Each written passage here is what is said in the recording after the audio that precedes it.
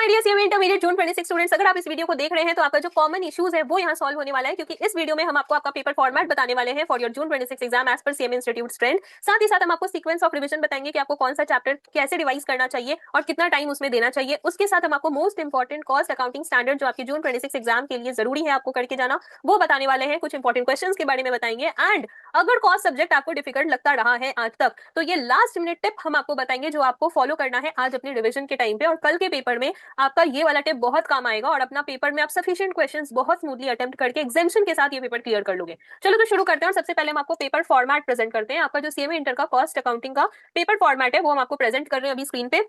अगर आपको इसका पीडीएफ फाइल चाहिए हो तो आप हमारा टेलीग्राम चैनल ज्वाइन कर लेना, जिसका लिंक इसी वीडियो के डिस्क्रिप्शन में गिवन है, और वहां से ये पीडीएफ डाउनलोड कर लेना। अगर आपको कोई भी लिंक ढूंढने में दिक्कत हो तो आप मुझे व्हाट्सएप भी कर सकते हो ऑन द व्हाट्सएप नंबर 8017506379, और हम आपको पर्सनली लिंक शेयर कर देंगे। चलो हम आपको पेपर फॉर्मेट दिखाते हैं। आपका जो क्वेश्चन नंबर 1 होने वाला है वो आपका 30 मार्क्स का एमसीक्यू होगा, जहां पे आपके 15 क्वेश्चन रहेंगे ऑफ 2 मार्क्स ईच। ये आपको पता है, यहाँ 30 मार्क्स आपका एमसीक्यू अटेम्प्ट होता है।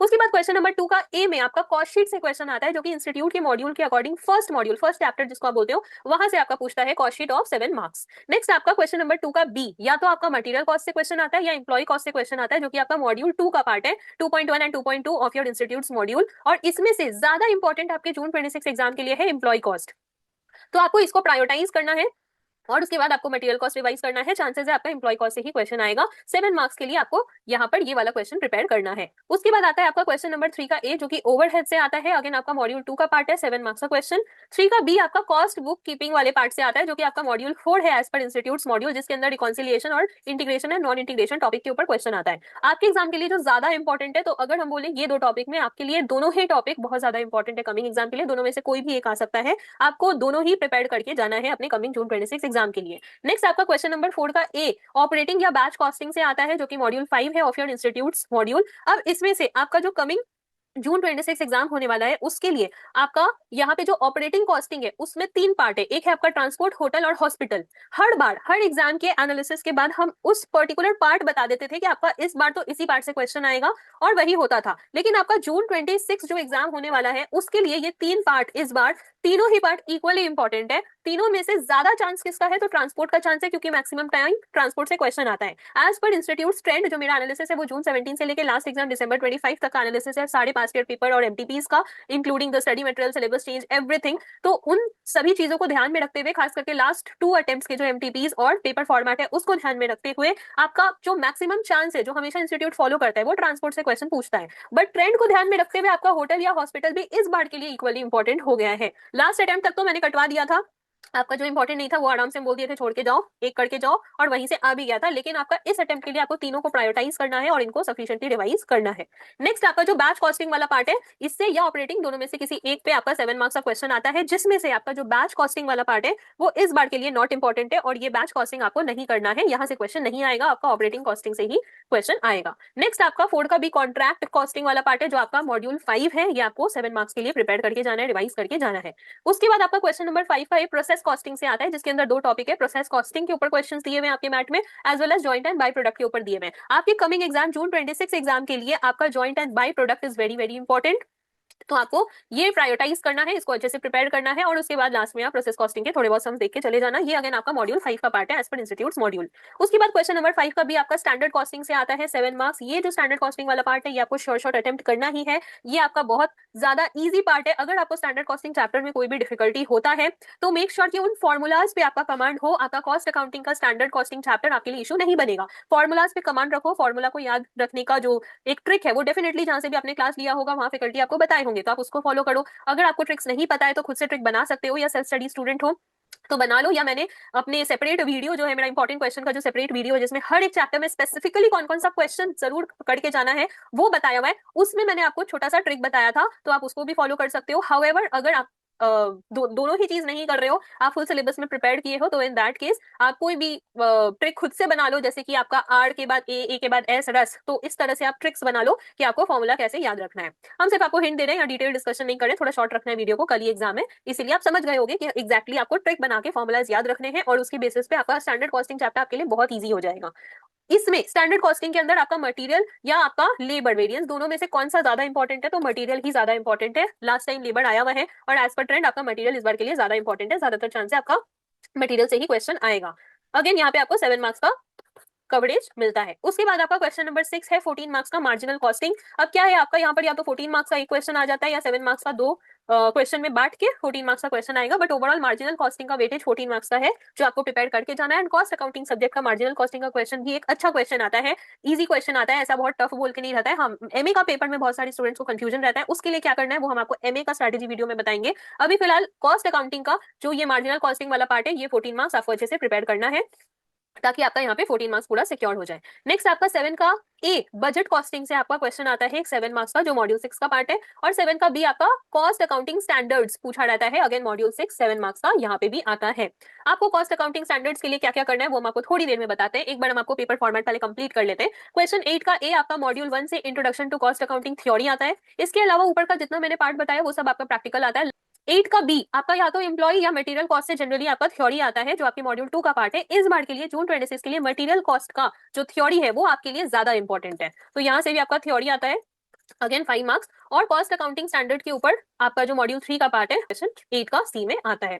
अब आपको अपने कमिंग जो एग्जाम है जून 26 उसके लिए थ्योरी क्या करना चाहिए, द आंसर इज बिल्कुल करना चाहिए, क्योंकि अगर कोई भी एक प्रैक्टिकल क्वेश्चन में आप अटक जाते हो या आपको क्लिक नहीं कर रहा होता है कैसे करना है, तो theory as a backup plan आपको हेल्प कर देता है। आपको थ्योरी डेफिनेटली करना चाहिए। अब हम आपको बताते हैं कि हर चैप्टर जो ओवरऑल आपके यहाँ पर हम पूरा पेपर पैटर्न आपको बताएं, इससे आपको ये समझ में आ गया है कि आपको हर चैप्टर को बहुत ज्यादा एफर्ट दे के अपना रिविजन कंप्लीट करना है, क्योंकि यहाँ पे मोटा मोटी आपका हर चैप्टर से जो आपका क्वेश्चन है ऑप्शन है वो बन रहा है।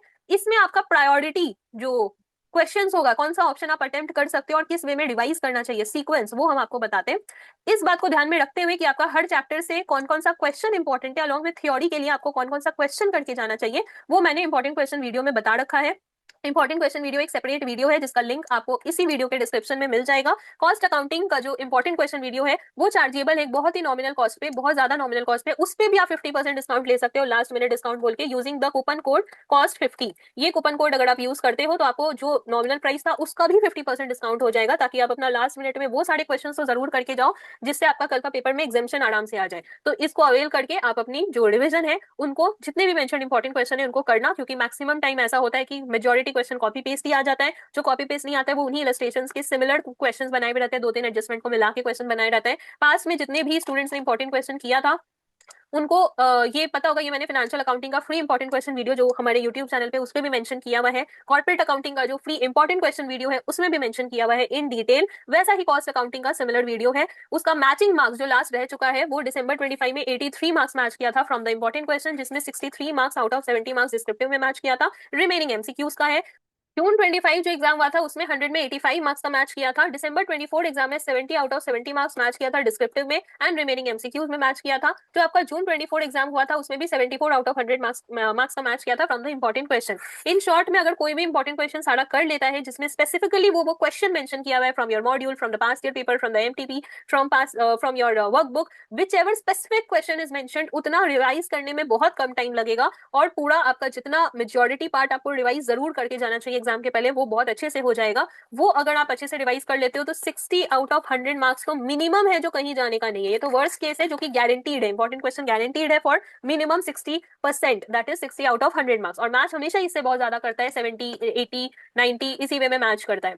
Best case is 100 out of 100 obviously, जो कुछ सब्जेक्ट में कुछ अटेम्प्ट में करते भी हैं, लेकिन वर्स्ट केस का बात करें तो भी आपका एग्जामिशन कहीं जाने का नहीं है अगर आप सारे मेंशन इंपॉर्टेंट क्वेश्चन को कर लेते हो। तो इसको आप अवेल कर सकते हो using the coupon code cost 50, जैसा मैंने आपको बताया, इससे आपका 50% और डिस्काउंट हो जाएगा, लास्ट मिनट डिस्काउंट, और आपको सारा वो इंपॉर्टेंट क्वेश्चंस पता चल जाएगा इंक्लूडिंग थ्योरी में एग्जैक्टली क्या क्या करके जाना है, ताकि आपका कल का एग्जाम में पूरा एकदम पावर पैक्ड आपका एकदम रिवीजन हो जाए और बहुत अच्छे मार्क्स से कल का पेपर में आप क्लियर कर लो, जिसमें आपको एग्रीगेट में भी बहुत ज्यादा हेल्प मिल जाए। चलो अब शुरू करते हैं और हम आपको सीक्वेंस बताते हैं कि आपको किस सीक्वेंस में अपना रिवाइज करना है। तो देखो, सबसे पहले जो आपको रिवाइज करना चाहिए वो आपको रिवाइज करना चाहिए ये वाले चैप्टर्स का पार्ट।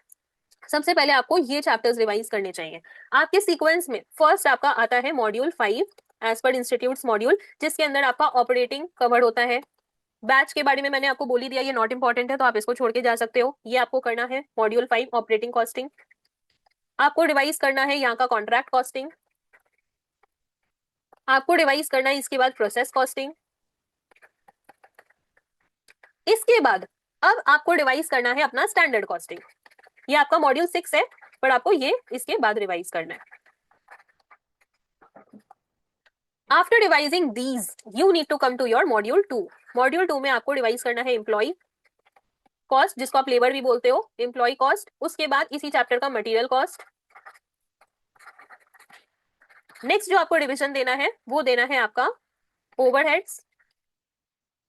अब देखो बहुत सारे स्टूडेंट को ये ओवरहेड वाला क्वेश्चन में इशू रहता है। अगर आपका ये ओवरहेड वाला क्वेश्चन में इशू है तो इसको फिर लास्ट में रिवाइज करना, ठीक है। एंड इसके साथ आपके मॉड्यूल के अंदर एक पार्ट है डायरेक्ट एक्सपेंस वाला पार्ट, जो आपका 2.3 है। तो डायरेक्ट एक्सपेंस के ऊपर ऐसे क्वेश्चन आता नहीं है, इसीलिए आपका पेपर का फॉर्मेट के अंदर मैंने लिखा भी नहीं है, पेपर फॉर्मेट का पार्ट नहीं है, वो कभी आता नहीं है। लेकिन आपके लास्ट टू लास्ट अटेम्प्ट के एमपीपी में एक क्वेश्चन दिया था इंस्टीट्यूट ने, और कभी भी अगर आपका इंस्टीट्यूट हिंट देने का कोशिश कर रहा है तो वो किसी भी अटेम्प्ट में 7 मार्क्स का क्वेश्चन पूछ सकता है। तो ये बात को ध्यान में रखते हुए मैंने एक ही क्वेश्चन, इंपॉर्टेंट क्वेश्चन वीडियो में बताया है आपकी डायरेक्ट एक्सपेंस से, और मैंने मेंशन भी किया है कि उसको भी देख के चले जाना, ताकि अगर थोड़ा भी अगर आउट ऑफ ट्रेंड आए तो भी आपका 7 मार्क्स वहां पे सिक्योर्ड रहे, क्योंकि आएगा तो फिर वैसा ही क्वेश्चन आएगा जो कि मेंशन किया हुआ है। तो उसको देख के चले जाना। उस चीज को हम यहाँ पे सीक्वेंस में नहीं डाल रहे हैं। ओवरहेड्स करने के बाद, अगर आप लास्ट में ओवरहेड्स करते हो तो ओवरहेड्स करने के बाद वो वाला चैप्टर का रिवीजन आप कर लेना। और अगर वो वाला चैप्टर आप ओवरहेड्स वाला चैप्टर अगर आप अभी रिवाइज कर रहे हो तो फिर डायरेक्ट एक्सपेंस का वो क्वेश्चन लास्ट में रिवाइज करना, ठीक है। चलो आगे बढ़ते हैं और चलते हैं अपने नेक्स्ट पार्ट की तरफ, जो कि है आपको रिवाइज करना है आपका मार्जिनल कॉस्टिंग। फॉर्मूलाज पे ध्यान रखना, इससे एमसीक्यूज बहुत अच्छे अच्छे बनते हैं और बहुत इजी एमसीक्यूज रहते हैं, वहां फुल मार्क्स उठा लोगे आप। उसके बाद आपको रिवाइज करना है आपका बजट। आप बोलोगे अभी तक कॉस्ट शीट क्यों नहीं आया? कॉस्ट शीट सबसे पहले हम रिवाइज करते हैं। कॉस्ट शीट इजी पार्ट है, इसीलिए उसको हम रख रहे हैं, क्योंकि स्टार्टिंग में आपका एनर्जी लेवल बहुत हाई रहता है। पूरा एकदम पढ़ना शुरू किए हैं, रिवाइज करना शुरू किए हैं, तो एकदम हार्ड हार्ड चैप्टर्स को, जो आपका थोड़ा सा टाइम टेकिंग चैप्टर्स है, वो पहले कवर हो जाता है। तो इजी चैप्टर्स लास्ट में रहने से आपका बर्डन कम हो जाता है, थोड़ा स्लीप को भी मैनेज कर पाते हो। लास्ट पेपर है, जो ग्रुप 2 दे रहे हैं उनके लिए भी फिर और भी एक पेपर बचेगा। तो वो जो अभी तक में आपका एनर्जी ड्रेन हुआ है, स्लीप शेड्यूल थोड़ा बिगड़ गया है, तो इसको मैनेज करने में आपको स्मूथ रहेगा अगर आप इस वे में अपना प्रिपरेशन, इस वे में रिविजन करते हो तो। हालांकि कुछ कुछ चैप्टर्स अगर अभी तक आपने रिवाइज कर लिया है तो उसको इस सीक्वेंस से हटा देना, बाकी इस सीक्वेंस में रिवाइज करना। बजट करने के बाद आपको आ जाना है आपका most favourite chapter, maximum student का फेवरेट चैप्टर है कॉस्ट शीट। ये आपको उसके बाद रिवाइज करना है। नेक्स्ट आपको जो रिवाइज करना है वो आपको रिवाइज देना है आपका थ्योरी। अब थ्योरी के लिए आपके पास है first chapter module 1 of your institutes module. आपका इस बार मटेरियल का थ्योरी ज्यादा इंपॉर्टेंट है। हालांकि मैंने एम्प्लॉय से भी कुछ थ्योरी मार्क कराया, जो भी थ्योरी मार्क कराया ना वो मोर देन इनफ है, उतने को ही करना, पर उतने को कर लेना, उसी में से आपका ये वाले क्वेश्चन तो सिक्योर हो जाएंगे। तो यहाँ से आपका थ्योरी मटेरियल वाला जो पार्ट है वो ज्यादा इंपॉर्टेंट है, बट हाउएवर लेबर वाला जो पार्ट मेंशन कराया है वो भी कर लेना। तो ये आपका जो थ्योरी है ये हो गया। और उसके बाद आपका कॉस्ट अकाउंटिंग स्टैंडर्ड्स। अब कॉस्ट अकाउंटिंग स्टैंडर्ड जैसे ही आप करोगे, आपका 7B और 8 का C दोनों आपका कवर्ड अप हो जाएगा। बाय मिस्टेक यहाँ मैंने 7 का बी में ये मॉड्यूल 6 लिखा है, ये 3 होना चाहिए, ठीक है। Please I am so sorry for this mistake, ये 3 होना चाहिए, ठीक है। अच्छा, तो यहाँ पर आपका जो है वो क्वेश्चन नंबर 8 का C और 7 का B, ये दोनों ही आपका फिर स्मूथली अटेम्प्ट हो जाएगा। Now let me tell you most important जो आपका कॉस्ट अकाउंटिंग स्टैंडर्ड है वो क्या क्या है आपके लिए। Most important cost accounting standard इस बार के लिए जो है वो है आपका CS 1, 2, 6, 7, 11, 15, 19, 21। ये कुछ ऐसे हैं जिनको आपको प्रायोरिटाइज करना है, और इसमें कितना करना है, कौन सा इसका पार्ट करना है, वो मैंने इंपॉर्टेंट क्वेश्चन वीडियो में डिटेल में बताया हुआ है कि कहाँ से कहाँ तक करना है, कौन कौन से पॉइंट करने हैं, स्कोप ऑब्जेक्टिव या और क्या क्या उसमें करना है, किस एएस में क्या करना है, वो डिटेल में बताया हुआ है। तो आप उसको वहां से सुन के मार्क करके कर सकते हो। और अगर आप पूरा पूरा प्रिपेयर कर रहे हो तो ये कॉस्ट अकाउंटिंग स्टैंडर्ड्स को आपको प्रायोरिटाइज करना है, क्योंकि ये ज्यादा इंपॉर्टेंट है आपके कल के एग्जाम के लिए। इतने करने के बाद फिर बाकी का आपको जो करना है वो आप करोगे। चलो, तो ये आपका मोस्ट इंपॉर्टेंट CS मैंने बता दिया। ये करने से आपका 7B और 8C ये दोनों ही आपका सफिशिएंटली कवर्ड हो जाता है आपका। अब कौन सा ऑप्शंस आपको अटेम्प्ट करना चाहिए आपके एग्जाम में, वो हम एक बार शॉर्ट में आपको बता देते हैं। देखो, एज पर प्रिपरेशन आपका यहाँ पर आप डिसाइड कर सकते हो कि कौन सा अटेम्प्ट करना है कौन सा नहीं। फिलहाल जो आपका कॉस्ट शीट है वो सभी स्टूडेंट अच्छे से किए हुए होते हैं, तो यहाँ पर 2 का A तो मार्क करके रखें। पर मेजोरिटी स्टूडेंट को जो दिक्कत आती है वो आती है 2B में, या तो उनका एम्प्लॉय कॉस्ट अच्छे से नहीं किया रहता है, या मटेरियल अच्छे से नहीं रहता है, या दोनों ही अच्छे से नहीं रहता है। तो वहां पे सवाल ये उठता है कि फिर क्वेश्चन 2 अटेम्प्ट करे कि नहीं। इसका आंसर तब मिलेगा जब हम लोग ये समझेंगे कि आपका मार्जिनल कॉस्टिंग कैसा है। अगर आपका मार्जिनल कॉस्टिंग अच्छे से किया हुआ है और आपके कमांड में है, तो आप फिर जो क्वेश्चन नंबर 2 का B यानी मटेरियल या एम्प्लॉय है उसको नहीं करके आप अपना कॉस्ट शीट तो अच्छे से कर लो, ताकि यहाँ पे 14 में 7 मार्क्स आपका बैकअप में हेल्प करे। और ऐसे नहीं तो फिर उसको ऑप्शन में ही छोड़ देंगे, तो मार्जिनल कॉस्टिंग का तो आप 14 मार्क्स यहाँ पर उठा लो। अगर आपका मार्जिनल कॉस्टिंग अच्छे से नहीं किया हुआ है तो आपको ये क्वेश्चन नंबर 2B जरूर अच्छे से करके जाना चाहिए।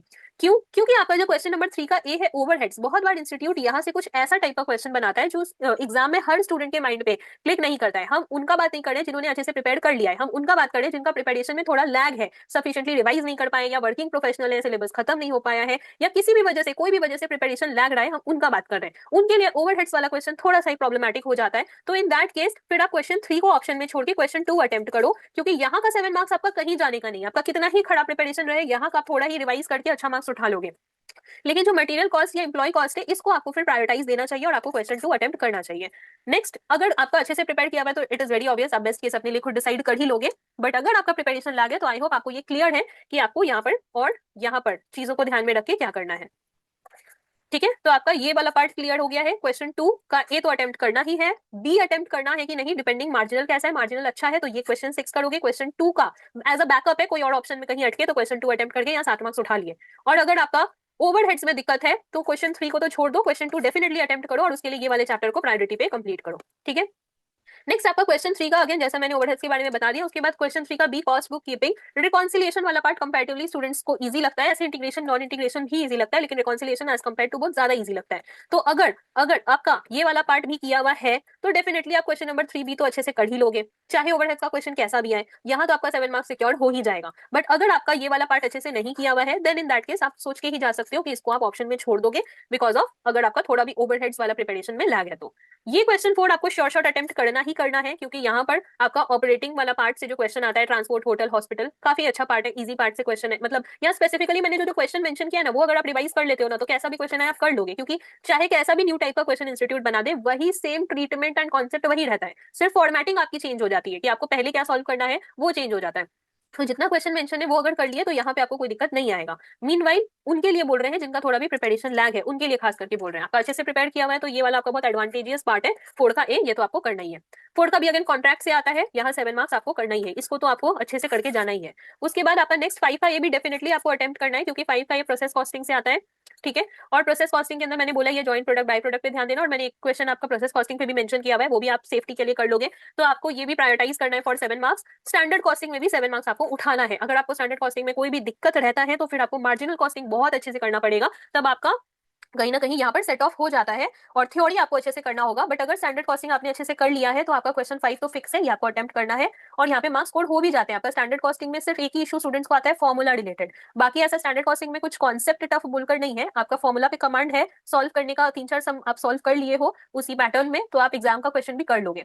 उसके बाद आपका आता है क्वेश्चन नंबर 6, जैसा मैंने आपको मार्जिनल के पहले बारे में पहले ही बोल दिया, ये अच्छे से किया हुआ है तो यहाँ 14 मार्क्स आपका सिक्योर है। और अगर अच्छे से ये नहीं किया हुआ है तो फिर इधर के चैप्टर्स को प्रायोरिटाइज करो, मटेरियल को, स्टैंडर्ड कॉस्टिंग को और क्वेश्चन नंबर 4 के चैप्टर्स को, 4 ए एंड बी के चैप्टर्स को। नेक्स्ट आपका बजट कॉस्टिंग। तो बजट कॉस्टिंग में मैंने सफिशिएंटली इंपॉर्टेंट क्वेश्चन में अलग अलग टाइप के बजट के ऊपर जैसे इंस्टीट्यूट क्वेश्चन पूछता है वो मेंशन किया हुआ है। आपका अराउंड जो बजट वाला पार्ट है उसमें फ्लेक्सिबल बजट, सेल्स बजट, बहुत सारे अलग अलग टाइप के जो जैसे क्वेश्चन पूछते हैं वो मेंशन किया हुआ है। तो इवन इफ अगर आप इंपॉर्टेंट क्वेश्चन कर रहे हो या नहीं कर रहे हो, फुल सिलेबस में कर रहे हो, तो भी आपका यहाँ बजट वाला क्वेश्चन आप आराम से 7 मार्क्स का अटेम्प्ट कर सकते हो। और आपका कॉस्ट अकाउंटिंग स्टैंडर्ड्स वाला जो पार्ट है यहाँ भी आपका थ्योरी टाइप का ही क्वेश्चन आता है, तो यहाँ भी आप 7 मार्क्स अपना सिक्योर कर सकते हो। अब यहाँ पे जिनको दिक्कत है कॉस्ट अकाउंटिंग स्टैंडर्ड्स में उनके लिए ये ऑप्शन कट जाता है और उनके लिए फिर क्वेश्चन 8 का भी ऑप्शन कट जाता है अगर उनका थ्योरी अच्छे से नहीं किया हुआ है। कई स्टूडेंट का इशू रहता है कि थ्योरी हमने अच्छे से नहीं किया, प्रैक्टिकल पूरा अच्छे से कर लिया, तो अब क्या करें। तो उनके लिए फिर आपका क्वेश्चन नंबर 7 और 8 छोड़ दो, तब आप बजट में भी टाइम मत दो, तब आप अपना ये दोनों ऑप्शन को ऑप्शन में छोड़ दोगे तो आप बजट में भी टाइम मत दो, तब आप बाकी के जो प्रैक्टिकल चैप्टर्स हैं फिर आपको इनको कवर करना है। ठीक है, तो आई होप आपको ये सीक्वेंसिंग क्लियर है कि आपको किस वे में कैसे प्रिपेयर करना है। आपके लिए जो लास्ट मिनट टिप है मोस्ट इंपॉर्टेंट, जिनको कॉस्ट अकाउंटिंग सब्जेक्ट में डिफिकल्टी होती है, जिनका नहीं होता है उनके लिए टिप नहीं है, जिनको डिफिकल्टी होती है उनके लिए है। देखो कॉस्ट सब्जेक्ट में आपका ऐसा नहीं है कि कुछ कॉन्सेप्ट है या कुछ प्रोविजन है, जैसे टैक्सेशन में आपके प्रोविजन है, प्रोविजन आपको पता होना चाहिए वरना आप इंटरलिंकिंग करने में आपको डिफिकल्टी होगी। जैसे आपका फाइनेंशियल अकाउंटिंग सब्जेक्ट है तो उसमें प्रॉपर एक ही टाइप का फॉर्मेट है, उसमें एडजस्टमेंट्स होते हैं। लेकिन कॉस्ट अकाउंटिंग में जो मोस्ट इंपॉर्टेंट होता है ना वो आपका होता है कि फॉर्मेट ऑफ स्टार्टिंग, कि आप क्वेश्चन को स्टार्ट कैसे करोगे, आपका कितना कॉलम बनाना है, कितना रो आपको यूज होने वाला है, आपको कॉलम में क्या लिखना है। मेनली आपको कॉस्ट अकाउंटिंग में ज्यादातर एडिशन, जो आपका मल्टीप्लीकेशन है, जो सब्सट्रैक्शन है, डिवीजन है, यही करके हम लोग आंसर्स निकालते हैं। पर किसको किससे ऐड करना है, किसको किससे मल्टीप्लाई करना है, that is the main thing. अब वो चीज आपको याद नहीं रखना है, आपको सिर्फ क्वेश्चन पढ़ के ये समझना है कि मुझे शुरू कहां से करना है, start of the question. That starting is the main point that you need to focus in the cost accounting paper. If you're clear with the starting of question, पूरा क्वेश्चन आप सही बना लोगे और एकदम एग्जैक्ट बना के आओगे जो आपको करना चाहिए था। Just focus on start. Students क्या करते हैं, सीधा चले जाते हैं कंक्लूजन पे। कंक्लूजन क्या होगा, आंसर कैसे निकलेगा, नहीं, आपको ये नहीं सोचना आंसर कैसे निकलेगा, आपको ये सोचना है कि मुझे शुरू कैसे करना है इस क्वेश्चन को, मुझे स्टार्ट कहाँ से करना है, कौन सा आइटम से शुरू करना है, क्या फॉर्मेट बनाना है, कितने रोज कितने कॉलम्स बनाने हैं, ये सोचो। ये अगर आपको समझ आ गया, बाकी का आपको कुछ नहीं सोचना है, पूरा आंसर ऑटोमेटिकली होगा। ये आपको बहुत ज्यादा हेल्प करेगा। एंड सच बताऊं तो मैंने हम तो सीए का एग्जाम दिए हुए, तो सीए का कॉस्ट अकाउंटिंग जो सब्जेक्ट था इंटरमीडिएट लेवल में, वो मेरे लिए एक बहुत बड़ा मतलब डिफिकल्टी, मुझे लगता था कि कॉस्ट में क्या होगा, मेरे को भी डर लगता था, इसीलिए हम रिलेट कर पाते हैं आपकी इश्यूज से। और मेरे टाइम पे मेरे को जिसमें डर था यानी कॉस्ट अकाउंटिंग सब्जेक्ट में, उसी में मेरे को एग्जामेशन आया है।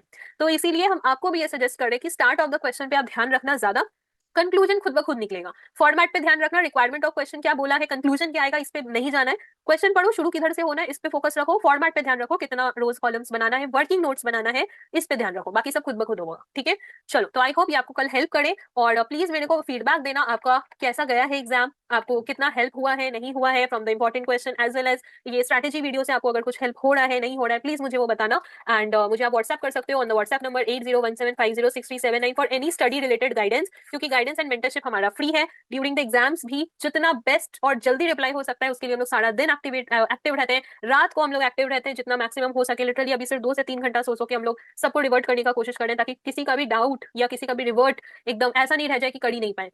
तो इसीलिए we are giving our best, you also give your best. Last कुछ पेपर्स बचे हैं, कोई भी दिक्कत हो पढ़ाई से related, feel free to let me know on this WhatsApp number. All the best for your preparation and your exam, to let me know how your exam was.